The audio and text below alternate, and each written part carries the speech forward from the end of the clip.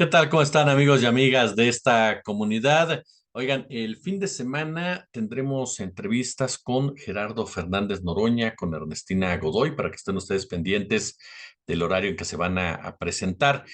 Y para esta primera cápsula, porque hay varios temas, ¿eh? Hay varios temas que queremos compartir con ustedes.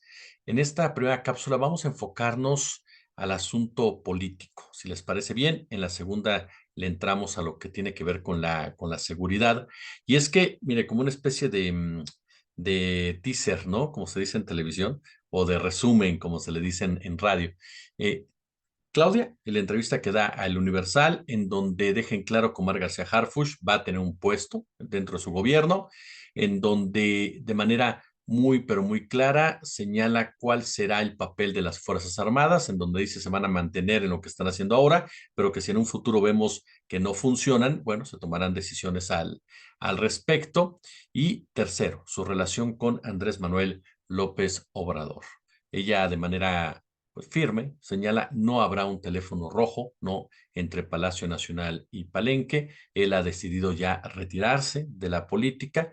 Por supuesto que me encantaría verlo diario, pero no dándome órdenes, no interfiriendo con la acción de gobierno. Declaraciones me parece que son interesantes de entender y sobre todo de profundizar, si ustedes me lo permiten, y las vamos ligando con los otros temas que tenemos preparados para ustedes.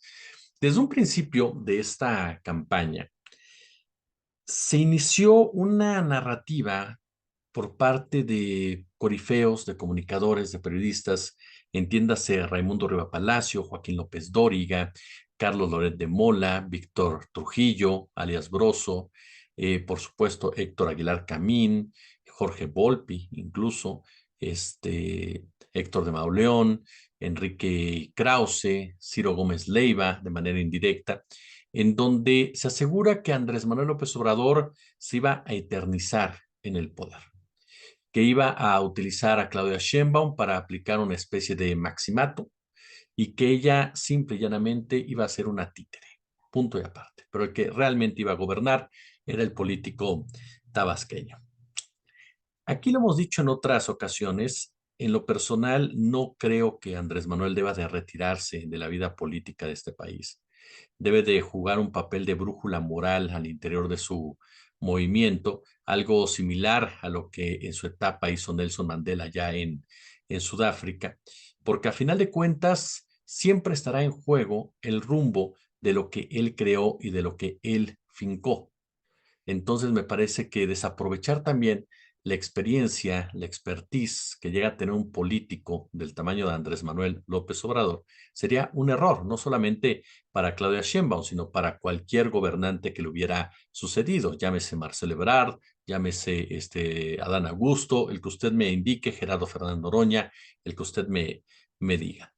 Sin embargo, es muy diferente el papel de brújula moral, de líder de un movimiento como tal, que el de alguien que tome decisiones a nombre de la persona que está al frente de un país, que influya de forma negativa, que interfiera, ¿no? Que la invisibilice, que sea realmente el poder detrás del trono. Esta campaña la llevaron a cabo los integrantes de la oposición para debilitar a Claudia Sheinbaum. Incluso trataron de influir de esa manera en la votación interna del partido Morena, posicionando la figura de Marcelo Ebrard Casaubon como el morenista rebelde, como alguien que tendría su propio espacio de gobierno, separándose lo suficiente de Andrés Manuel López Obrador. El maestro David Cosío habló muchas veces y escribió otras tantas del personal estilo de gobernar. A mí me queda claro, y no la conozco, nunca he platicado con ella, nunca la he visto en persona, nunca la he visto ejercer el poder como tal, en vivo y a todo color, pero sí hemos visto obviamente su trabajo como jefa de gobierno, la hemos visto en diversas entrevistas.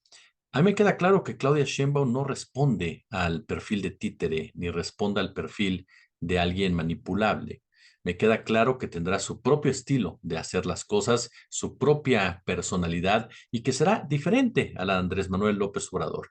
Y es algo a la que los integrantes de Morena tendrán que acostumbrarse y tendrán que irlo entendiendo y tendrán que estar muy pendientes, por supuesto, que más allá de las formas, lo importante siempre será el fondo del mensaje, siempre será el fondo de cada una de las acciones.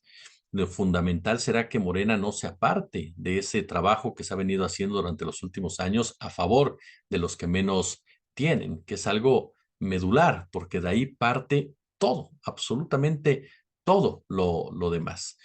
Yo no creo que Claudia Sheinbaum vaya a enfrentar situaciones como las de Andrés Manuel López Obrador, que lo llevaron a erosionar incluso algunos aspectos. Tendrá otro tipo de vertientes, tiene una manera de llegar a acuerdos diferentes, Claudia Sheinbaum, pero a final de cuentas son dos liderazgos diferentes, dos liderazgos que cada uno busca su propio espacio. Entonces, no olvidemos que no toda presencia es negativa por parte de un líder. Hay liderazgos positivos que se mantienen incluso después de que alguien deja algún cargo público y que sirven precisamente para unificar cuando hay algún tipo de diferencia, sobre todo cuando hablamos de un personaje del tamaño de Andrés Manuel López Obrador, que vaya que ha logrado un lugar en la historia. Un hombre que divide opiniones, lo amas, lo odias totalmente, pero que a final de cuentas los libros de texto lo pondrán como uno de los más importantes, como el más importante, en realidad, el más importante luchador político, luchador activista social que ha tenido este país en su etapa moderna. Y Claudia Sheinbaum tendrá que construir su propia historia ya como gobernante de México, si es que todo queda como van marcando las encuestas. Incluso en esta charla con el Universal, Claudia Sheinbaum reconoce que sí, que hay un riesgo de un golpe de Estado técnico, ¿no? Por parte de algunos adversarios que quieren buscar el respaldo en el Tribunal Electoral del Poder Judicial y también del Poder Judicial de la Suprema Corte de Justicia. Y es que a final de cuentas la Suprema Corte de Justicia de la Nación es el único espacio que queda en donde la derecha tiene una influencia directa, en donde cada uno de sus ordenamientos se cumplen. Más allá de que si tiene simpatías o antipatías hacia el presidente de la República, hacia Norma Piña, no podemos soslayar la verdad histórica. La Suprema Corte de Justicia como tal y de ahí sus diversos derivados responden al poder del dinero. Han respondido, sí, claro, hay ocasiones en que dicen, oye, modificaron esto, oye, hicieron aquello, oye, claro, nadie lo niega, nadie niega que hay cosas positivas a través de todos estos años, pero lamentablemente cuando se ha tenido que discutir o debatir la visión de un país y la estructura como tal de un país, se han inclinado siempre hacia la oligarquía. ¿Y por qué razón? Porque muchos de ellos provienen de esa misma oligarquía. No es algo que sea por generación espontánea, es una cuestión incluso de formación, de amistades, de visión. Muchos de los ministros son gente que tiene una visión de derecha y la ha tenido desde que era estudiante y la ha tenido desde que fue ejerciendo precisamente su apostolado, entre comillas. Entonces, no es nada extraño que se hayan siempre manifestado a favor de ese tipo de tendencia. Y cuando la derecha se convierte en oligarquía, perdón, estamos hablando de una derecha corrupta, estamos hablando de una derecha que ve por el bienestar de unos cuantos, estamos hablando de una derecha que ya no representa a las mayorías. Y la Suprema Corte de Justicia, muchos de sus integrantes se ubican en ese lugar y por eso dictaminan regularmente a favor de ciertos personajes que tienen un peso específico. Mire, este tema del campo de golf, por supuesto que habrá abogados que digan, a ver, tal cosa, tal cosa, tal cosa. No quiero entrar en esa discusión para no pecar precisamente de ignorante, pero donde sí me enfoco es que por supuesto que Ricardo Salinas Pliego ha tenido una influencia directa en ministros de la Suprema Corte, caso concreto Luis María Aguilar, un hombre que de una u otra manera durante mucho tiempo ha maniobrado para que no se le cobren impuestos. Y si echamos más para atrás, nos toparemos precisamente que durante mucho tiempo el máximo tribunal del país le perdonó y le permitió a Salinas Pliego salir avante en temas en los que a ningún otro mexicano se le hubiera permitido. Y si revisamos los historiales de los grandes, los empresarios grandotes de este país con la Suprema Corte, nos vamos a topar con que siempre resultan beneficiados y muy pocas veces perjudicados. Está el caso de la REA, está el caso de Slim, está el caso de los Beckman, está el caso de los Bayeres, está el caso de los Serville. Ajá. Basta con echarse un clavado precisamente a las decisiones que ha tomado el máximo tribunal cuando se relacionan con estos apellidos. Sí, Salinas Pliego recupera momentáneamente su campo de golf, ya anunció incluso un torneo de golf público, por supuesto, ya dijo que los chairos necesitan vitacilina, ya dijo también, por supuesto, que Luisa María Alcalde se tiene que arrepentir, ya se burló de todo el mundo Salinas Pliego, era lo más lógico, conociendo el personaje del tío Richie, pero yo creo que es lamentable y penoso que estemos discutiendo que un empresario se impone así a la Suprema Corte. E insisto, no es la primera vez que se le beneficia. Ahí está el caso de Canal 40. Por ejemplo, Salinas Pliego que critica hoy por hoy la violencia. El tipo ejerció violencia para quedarse con un canal de televisión y muchas otras cosas las que ha llevado a cabo a través de la violencia, la represión a trabajadores de sus minas, por ejemplo, la forma como ha operado Banco Azteca durante muchísimos años. Entonces, no es la primera vez que la Suprema Corte actúa de esa forma, siempre, por supuesto, con respuestas de barandilla, siempre con respuestas leguleñas, siempre diciendo, pues es la ley, ahí está la coma, ¿no? Que dice eso, y siempre amparando y siendo cómplice literal de las oligarquías. Vamos a ver qué sigue, vamos a ver qué sigue, por supuesto, del campo de golf que involucra a este personaje tan, perdón que lo diga así, pero tan deleznable en muchos aspectos al que ahora nos quieren vender como si fuera un héroe nacional, que así se ven los empresarios, ¿eh? Y que obviamente pues le da órdenes a sus trabajadores. Incluso hace el día de hoy o ayer, no recuerdo, se dio a conocer en X un video en donde Salinas Pliego le echa muchas porras al AIFA, ¿no?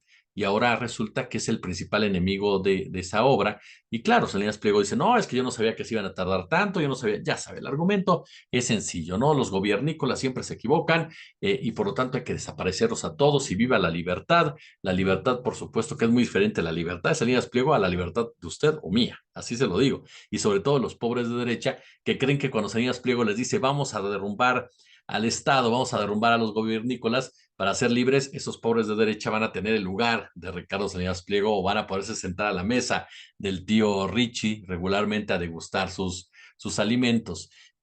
Realmente eso es muy patético, pero es verdad. Ustedes escúchelos y no se dan cuenta que lo que promueve Salinas Pliego es esa libertad del zorro en el gallinero, esa libertad de los ricos, en pocas palabras, no del resto de la población, porque a él no le importa el resto de la población. Por eso es que un día grabó un video, porque en ese momento tenía muchos contratos del gobierno y le convenía quedar bien con el presidente, y ahora que está peleado, pues cambia completamente su postura y su forma de ser. Y en este vaivén, pues sus comunicadores que trabajan en su empresa pierden credibilidad. Algunos de ellos ya no tienen credibilidad desde hace mucho. ¿Por qué? Porque incluso aun cuando no lo han dicho abiertamente, sí ha sido de manera conductual. Digo, Javier Alatorre es un hombre que trabaja para Salinas Pliego. Él no es periodista. Él no es alguien que trabaje para usted, para mí, para la sociedad. No lo es. Él es un conductor que trabaja directamente para un empresario y va a decir todo lo que ese empresario le diga, todo lo que ese empresario le ponga sobre la mesa, porque a final de cuentas él es el que le paga su salario. Y así lo ve a la torre, se lo puedo garantizar. Y como él, muchos otros de los integrantes de la barra de noticias de Televisión Azteca. ¿Esto es cuestionable o no? Ya lo hemos abordado en otras ocasiones en temas como la ética, en fin. Pero es parte de lo que hace Salinas Pliego. Y es también parte de la discusión que se está teniendo ahorita a raíz de unas fuertes declaraciones del conductor Manuel López San Martín en su programa de MBS en contra de Hugo López Gatell. Hay quien lo defiende, que dicen, a ver, Morena no quiere que sea López San Martín por criticar a Hugo López Gatell, que no es funcionario. Lo que pasa es que a Morena no le gusta que opinen distinto a ellos. No, eso no es cierto. Eso me parece que es una posición sumamente maniquea, pero sobre todo muy desinformada y muy ignorante. El problema no es la crítica que fue bastante dura, fuera de lugar, ofensiva en contra de Hugo López Gatell. El problema es por qué se hizo esa crítica. Esa crítica se hizo porque Ricardo Salinas Pliego se la tiene guardada a Hugo López Gatell a raíz de los enfrentamientos que tuvieron por las medidas que se tendrían que haber tomado en la época de COVID, en la época de la pandemia. Se la tiene guardada y se la tienen guardada también los patrocinadores de los diversos programas de MBS, de TV Azteca, en donde claro que les molestó a todas estas empresas como Coca-Cola, como Nestlé, como Danone, como las farmacéuticas, cuando Hugo López-Gatell los puso en paz y los retiró de ese consejo en donde se tomaban determinaciones en materia de salud que únicamente beneficiaban a esas empresas grandotas, que a su vez beneficiaban a las empresas de televisión y a las empresas de radio pagando publicidad. Entonces, por supuesto que Hugo López-Gatell es el villano favorito de esos intereses. Y ese fue el origen de la crítica a Hugo López-Gatell, porque se da justo cuando el presidente López Obrador anuncia que se incorpora como asesor de salud. Y no solamente fue Manuel López San Martín, también fue Joaquín López Dóriga, que desde hace tiempo también responde a este tipo de intereses. No recuerdo, no olvide usted que Joaquín López Dóriga fue una de las principales voces que le dio entrada a aquellos que estaban en contra del etiquetado frontal. Entonces, la realidad es que el punto es por qué se hicieron esas críticas. Estás defendiendo los intereses de empresas y de un personaje como Salinas Pliego. Por lo tanto, es de donde Morena dice, yo no puedo pensar que esta persona es el indicado para moderar un debate.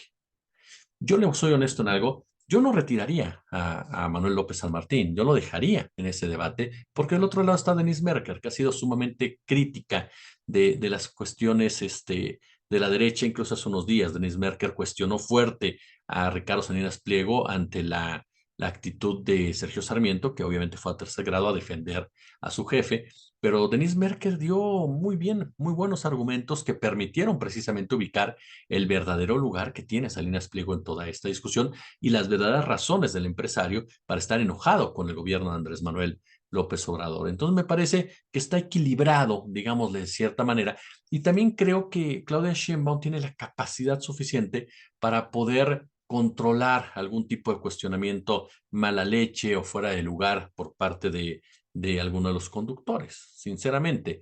No, yo creo que peligra más Xochitl Gálvez por ella misma, sin importar quién esté de moderador.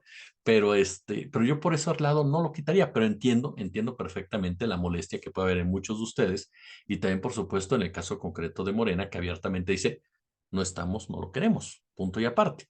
Y todo esto se da, por cierto, en una semana en donde, en donde los medios están jugando un papel ya abiertamente. Hace unos días la CIRT, ustedes saben que la Cámara de Industria de la Radio y la Televisión, pues pidió no transmitir la tradicional hora nacional porque dice que se está haciendo promoción a favor de Morena.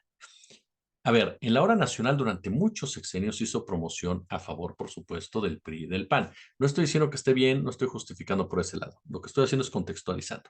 Y en ese sentido, jamás la CIRT apareció a decir, oigan, ya no lo hagan porque ya estamos en proceso electoral. Nunca pasó, nunca. Sí extraña que se dé en este momento. Varios de los concesionarios no hicieron caso, transmitieron la hora nacional.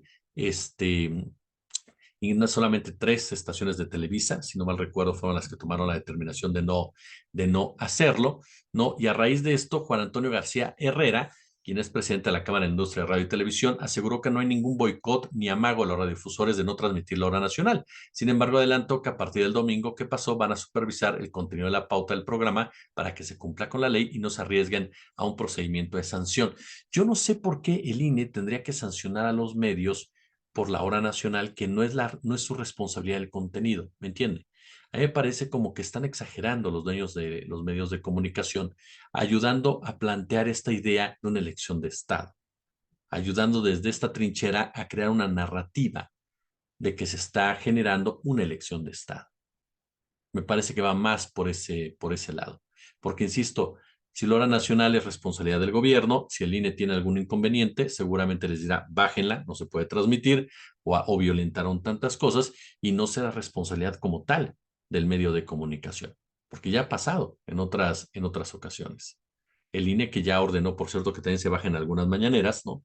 Porque considera que el contenido se involucra en el aspecto electoral y volvemos a lo mismo. El presidente en ese sentido tiene que ser muy inteligente para pensar siempre qué abona más, si sigue con esa discusión o retira las pautas. Yo creo que lo mejor es retirar las pautas porque la ventaja ya es considerable, aunque ellos lo nieguen, aunque ellos saquen sus encuestitas, aunque ellos sigan gritando que van a ganar. La realidad es que cada día son más las personas que se deslindan de Xóchitl Gálvez, que se bajan del barco, que intentan subirse al de Santiago Taboada, que intentan ver por sí mismos, y eso es algo que se va a consolidar el próximo 2 de junio. Santiago Krill sacaba un tuit en donde se aseguraba que ya estaban a punto de dar la vuelta, que todas las encuestas estaban maiciadas, lo mismo dice Enrique de la Madrid.